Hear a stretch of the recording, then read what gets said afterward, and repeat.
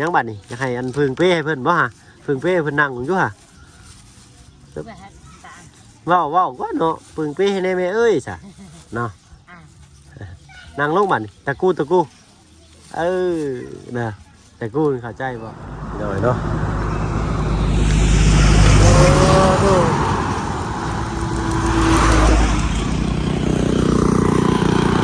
ครับจะยังอยู่บ้านตอนแล้วคือเก่าเด้อพี่หน่อยเนาะฝ้าก็เริ่มสลัวลงเลยพี่หน่อยเนาะตะเวนก็เริ่มรับขอบฝ้าไปแล้วเนาะมาตามคำเรียบร้องของป้าลุงเพิ่นพี่หน่อยเนาะให้อยากเห็นน้องแซ่เพิ่นว่าเนาะมีคอมเมนต์หนึ่งพี่หน่อยนะแต่ก็มีอยู่ท่านหนึ่งแต่คอมเมนต์หลายคลิปเลยเนาะเพิ่นว่าอยากเห็นน้องแซ่น้องสาระโอ้โตเอาน้ำมาใช้เนี่ยเนาะเนาะโอ้หาลุงตุ้งตัวแท้นี่เนาะขวดน้ำมันก็บ่มีเนาะหาเก็บเอาอย่างน้องแช่อยู่เฮือนบ่ซาแช่อยู่เฮือนบ่โอ้ขอบใจเจ้าเนาะจักเพิ่นซื้อจังเลยพี่น้อยเนาะทางบ่เพิ่นก็ลืมเนาะทางลุงจันถ่ายเพิ่นอยู่พี่น้อยเนาะมื้อนี้ก็สิพาพี่พาน้องเนาะจ้ำกายเข้ามาสาวแซ่แม่เลี้ยงเดี่ยวอีกคือเก่าคือเดิมพี่น้อยเนาะ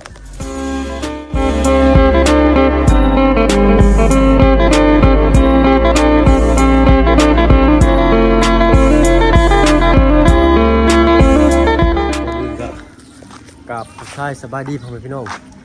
แล้วก็หมู่เพื่อนกันเบิดสุขคนเนาะยินดีต้อนรับเข้าสู่ช่องบ่าวเพิ่งเคยหลายคือเก่าเด้อพี่น้อยเนาะมื้อนี้ก็ฮอดจอดถึงโอ้ยว่าวลายทั้งว่าวทั้งยานก็หอบเลยพี่น้องเนาะสบายดีเจ้า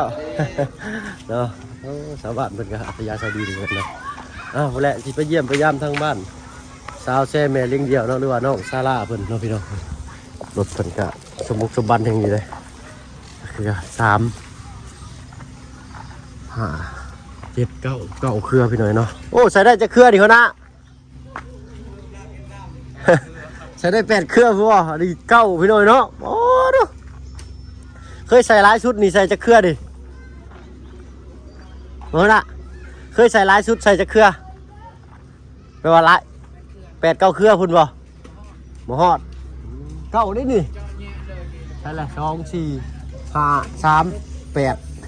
บ่ถึงนับผิดพี่น้อยเนาะขอโทษขออภัยหลายๆแต่สเตอร์ลังเพิ่นใส่เบอร์45เลยพี่น้องเนาะ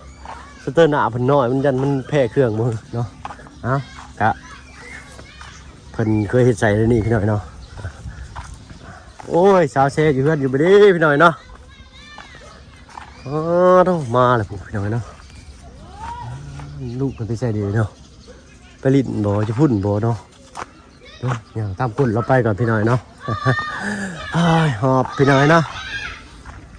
เฮ็ดแม่นบ่น้องสลาบ่นะเขาทับเล่าเร็วบาทนี่เฮ็ดแล้วเพิ่นสิให้จังพี่น้อยเนาะต้องบ่าวบุญได้พี่น้อยเนาะต้องเป็นทางบ่าวบุญเพิ่นจังสิเล่นนำเนาะน้องสลาทางบ่เพิ่งนี่น้องสลาเพิ่นอยากย่านพี่น้อยเนาะเนาะยังเล่นอยู่เนาะเนาะเนาะอันนี้เมื่อก่อนก็เป็นป่ากล้วยได้พี่น้อยเนาะเพิ่นก็เฮ็ดแป้นไปเลยเนาะเฮ็ดเป็นเฮือนชานบ้านช่องบาดนี้เนาะต้นหมากต้องก็เป็นหมากเลยพี่น้อยเนาะสบายดีทางชาวเซเนาะโอ้ยได้ยังกินข้าวแรงกินอย่างมีอาหารกินมีอาหารกินแล้วกันเนาะเดี๋ยวจะเลยทางว่าบุญสิเข้ามาเนาะจะได้กินมีแล้วดิเนาะสบายดีบ้างโอ้สบายดีอยู่เนาะฮักก็ขึ้นมาแต่บ้านมื้อนี้ฮักก็ฮอดเนาะแล้วก็ไปหาอันสาวจังก็สาวอ่อนเลยเนาะพอดีเพิ่นป้อนข้าวลูกเพิ่นพอดีใส่น้องสลาเพิ่นเล่นอยู่น้ำหมู่บ่อยากเมื่ออยากเล่นบ่อยากเมื่อเอาให้เพิ่นเล่นอยู่หั่นเลยซั่นเนาะเต้าพี่น้อยเนาะอันนึงข้าวนึงน้ำเลยบ่มีไผอยู่เฮือนอยู่ซ่านจ้ะตู้เมได้จังได๋เนาะเอาอันทางน้องเพิ่นบ่มากบ่เป็นหยังกะอันของฝากของต้อนเนาะมาเยี่ยมมายามโดยเนาะทางบ่สุขใจเด้อโดยเนาะจังได๋ทางบ่บุญเพิ่นสิขึ้นมาเยี่ยมมายามอยู่พี่น้อยเนาะมาแจ้งข่าวดีทางน้องนางน้อยเพิ่นมื้อนี้อยู่บ้านสกีพินใหญ่เด้รู้จักเราอยู่บ่เดี๋ยวรู้จักแล้ว เนาะนางน้อยก็ยังน้อยเพิ่นจะฮู้จักกันอยู่พี่น้อยเนาะ เป็นได้มืองานแต่งกันทางกันร้านมือนะ แต่งแล้ว แต่งแล้วเลย โดย ม่วนอยู่บ่มือนะ ก็ม่วนแล้ว โอ้เนาะมีหลายคนบอกว่าสาวแซ่นี่ก็งามบ่แพ้ไผเลยเพิ่นว่าเนาะผู้บ่าวย่องเชี่ยวๆได้ฮะ ได้ไปได้ เนาะไอ้สิบรรยากาศบ้านซองเพิ่นก็สิประมาณนี้พี่น้อยเนาะแบบได้อรรถรสคือข้าวตะกี้ทางว่าเพิ่นก็เคยอยู่แบบนี้ได้เนาะทางบ้านลำพันธ์เด้ๆๆพุ่นไผกับแพงเพิ่นได้พี่น้อยเนาะป้าพาย่างไปหาเพิ่นอยู่เนาะต้นหมักต้องไผซาแซ่นี่ไผกินก็ได้แม่นบ่ต้นนี่ห่มเงาลีเด้ แบบนี้ หมากบ้านจะเอิ้นหมากจังซั่นนี่แหละ มักตอม ต้องคือกันเนาะ เด้อ สบายดีเนาะว่ะ อันสบายดีสิล่ะสบาย สบาย ดี ดีว่ะ สบายดีนะ ปลาลุงถามหาเจ้าน้องสละบ่ ส เว้า บาย นำ ดีสิล่ะ ทุจ้าเบิ่งกันทุจ้าเป็นบ่ ทุจ่า ภาษาบ้านเจ้าทุจ้าเพิ่นเว้าได้ก็ ว่าเด็ดใดคือสบายดี เดี๋ยวเนาะ ทุจ่าว่าเด็ดใดคือว่าไม่ใช่ละ เนาะเป็นตะเพลงนี่พี่น้องเนาะขาวช้ำเนาะนี่คือลูกฝรั่งนี่แหละคนตาก็ยาวช้ำ นี่ล่ะจ้ะขับใจเด้อกี่บาทใส่กับใจนะกับใจนะ เปย์เป็นก็ขาดไปเลยเนาะหลายคนพี่น้อยเนาะเนาะสุจ้าเบิ่งหาเป็นบ่บ่ต้องย่านน่ะบ่าวเด้อเนาะลูกบ่เพิ่งก็กะ7 เดือนพี่น้อยเนาะวันที่6นี่ก็7 เดือนกินข้าวน้อยแล้วก็กินนมก็น้อยจะสิเปลี่ยนนมยังไงเพิ่นกินโอ้จะความได้อันนี้ให้แม่อันแกะให้อีกเนาะถุงเก็บไว้ใส่กระเป๋าถุงเก็บไว้มือถิ่มอยู่เฮือนเด้เนาะซื้อไว้มือไว้ถิ่มอยู่เฮือนไว้ดังไฟเด้อเนาะมันจังบ่หกเนาะ เดี๋ยวเอามาเห็นหน้า เอิ้นหมูมากินน้ำอ่ะเนาะเนาะใจย่านบ่ย่านน่ะบ่าวบ่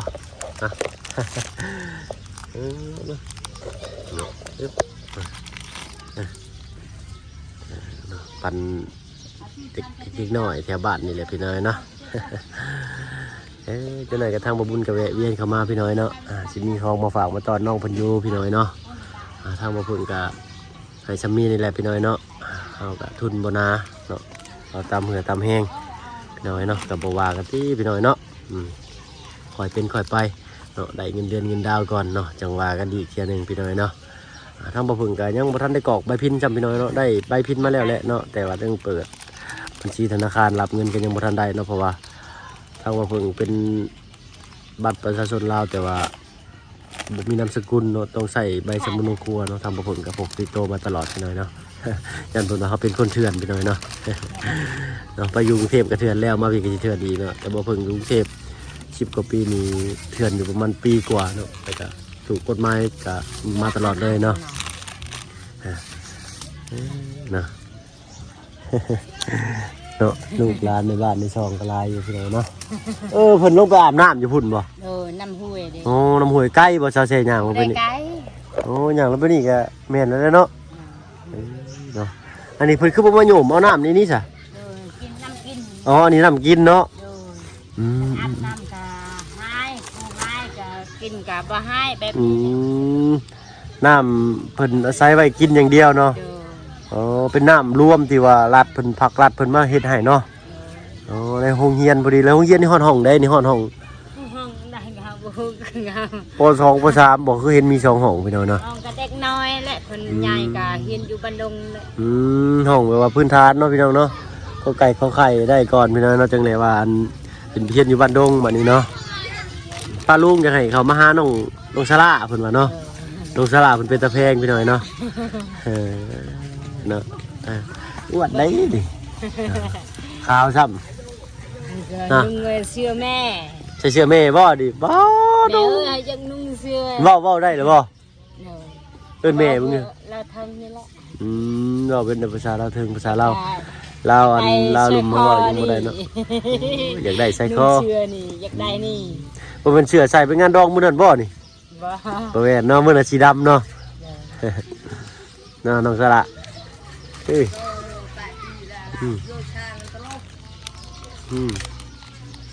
เนาะเนาะอยู่สบายนี่จักปีเลยจะเซจำได้บ่ 2 ปี 2 ปีเลยเนาะเว้าได้เลยเนาะเนาะเนาะ ดังนังสลาบ่ได้ปากบ่ได้เว้า เป็นตะเพลงนี่พี่น้อยเนาะค่อยคำแรงลงเลยทางเงินเฮาก็สิได้ตาวคืนได้จักหน่อยกันเนาะบ่อนผักบ่อนเช้าก่อนใช้ยืนมึงอยู่ห่ะเสื้อแม่ก็ใส่ได้เลยสิเป็นเช้าแล้วบัดนี้เนาะนั่งหลาเนาะจับในบัตรหนึ่งมาจับในบัตรหนึ่งมาหัวญาติเด้อหัวญาตินะว่าจับในบัตรหนึ่งจับมือในบัตรหนึ่งขอมือเนี่ย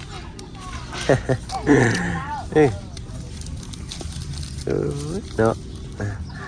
เดี๋ยวไอ้เนาะทั้งแม่บางทียังบ่ทันมีอาหารกินอยู่เนาะมีแต่มาม่าแหละไม่น้อยเนาะกินอันนั้นไปก่อนเนาะ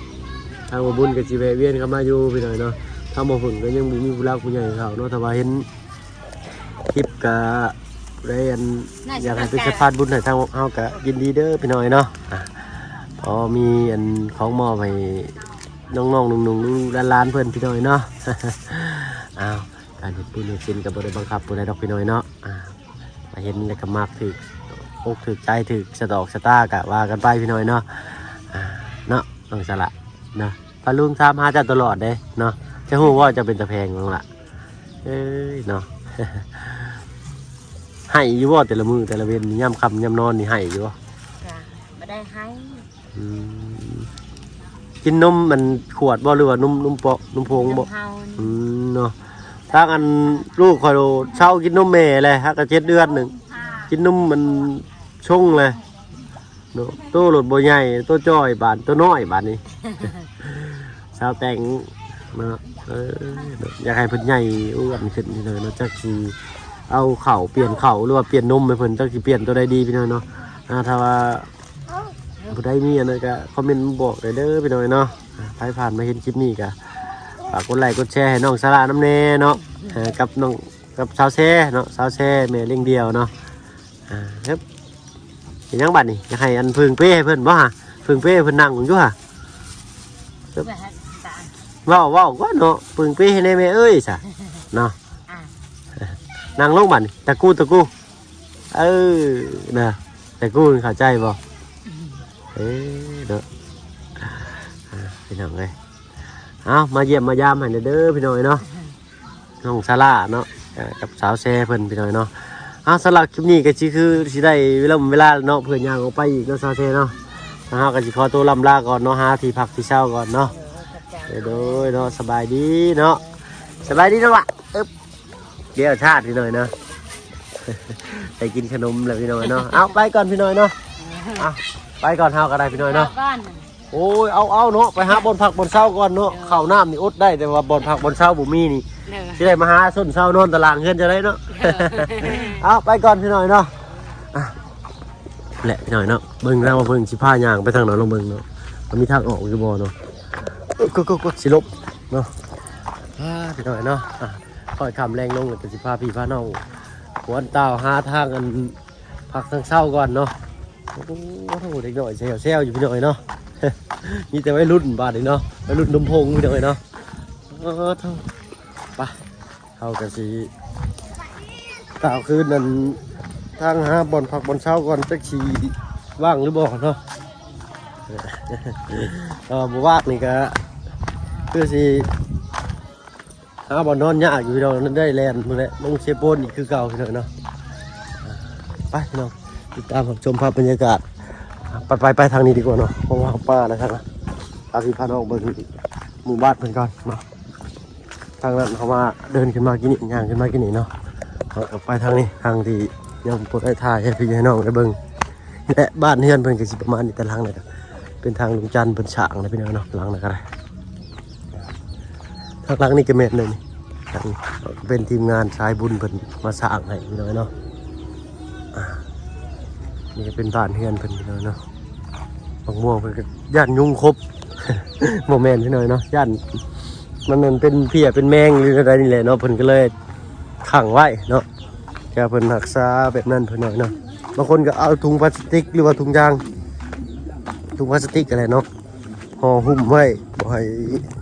หมดแมงหรือว่านกนูทั้งของข้าวหรือว่าเจียมากินพี่หน่อยเนาะทั้งข้าวนี่ทั้งบ้านเราจะเอิ้นว่าเจียเด้อพี่น้องเด้อเนาะย่านว่าเอิ้นเลยก็ทั้งพ่อแม่พี่น้องบ่ฮู้เนาะเจียคือหยังว่าซั่นน่ะพี่น้อยเนาะก็แม่นว่าเป็นข้างข้าวเนาะและคนท้องชาเป็นตัวใหญ่เติบได้นี่พี่น้อยเนาะแต่ว่าน้ำอยากลดลงแล้วมันมือก่อนนะที่ว่ามาช่วงหนึ่งนั้นน้ำลายได้เด็กน้อยก็อาบน้ำกินเลยพี่น้อยเนาะเพลงเขาจากพี่น้อยเนาะโจ๊กไว้ก่อนเนาะพี่น้อยเนาะชิล่อมาบาด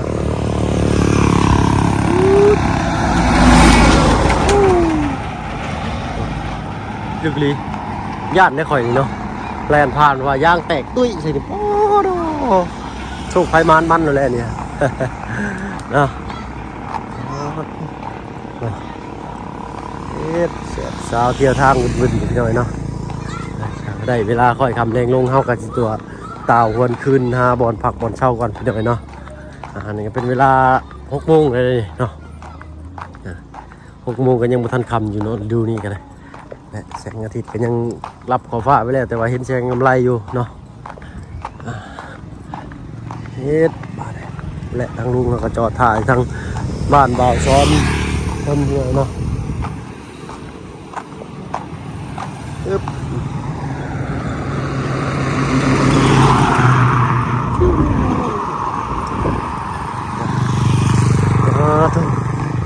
ทางพ่อ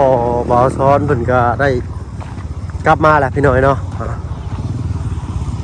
เพิ่นไปเติมเพิ่นว่า ทางบ่าวซ้อนเพิ่นไปเติมเนาะยังอันเรากำลังพาเพิ่นอยู่พี่น้อยเนาะมียังอยู่นี่แหละเนาะมีอะไรเนาะอันนี้ก็เป็นเพื่อนทางบ่าวซ้อนเพิ่นพี่น้อยเนาะแต่อ้ายเพิ่นซื้อคำเขาเพิ่นก็เลยว่าบ่าวซ้อนคำเพิ่นแบบว่ารวมไปเลยแบบว่า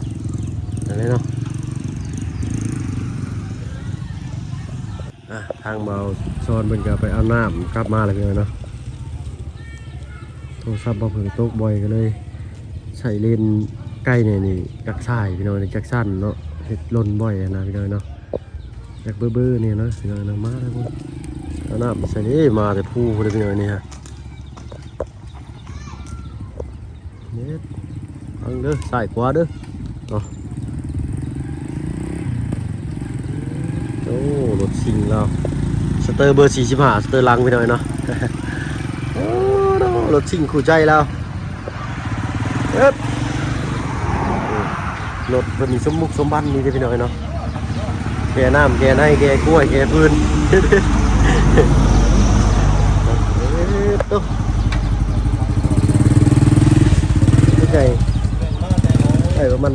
15 ลิตร3 ลิตร15 ลิตรคนไว้รถแล้วก็ได้โหดปักโหดแน่เนาะเดี๋ยวว่าต้องใช้ค่าค่ำเลยนะรุ่นนี้เนาะข้ามไปแบบนี้เลยไปที่เราไปเนาะอันนี้มาใช้น้องน้ำยังไงนี่น้ำดินก้นพี่น้องไอ้สามไทยก่อนเนาะตั้งดีเด้ความนั้นบ่ซ้อนอันยังลงมาอีกไปอยู่บ่ใช้ลูกอันน้องอันนี้ไปเอาอยู่ใช้ก้อนน้ำนี่เอาอยู่โรงเรียนโอ้พี่น้องเนาะเอาอยู่โรงเรียนนี้ไปเอาทุกไปสิเลยเอามาเห็นอย่างก่อนนี่มากินบ่โอ้น้ำกินแล้วนี่พี่น้องเอ้ยเนาะนึกว่าน้ำมันเอามาใส่มาล้างถ้วยล้างบวงโมเมนเนาะเอามากินสำหรับเฮากะสิขอตัวลำลาก่อนก็แล้วกันพี่น้อยเนาะทางลุงจันทร์เป็นสัมภาษณ์ทางบ่าวซ้อนต่อก็แล้วกันพี่น้อยเนาะเพราะว่าเฮากะสัมภาษณ์เพิ่นไปแล้วข้างนึงพี่น้อยเนาะก็เอาของฝากของต้อนให้เพิ่นเรียบร้อยพี่น้อยเนาะสำหรับคลิปนี้ก็สิ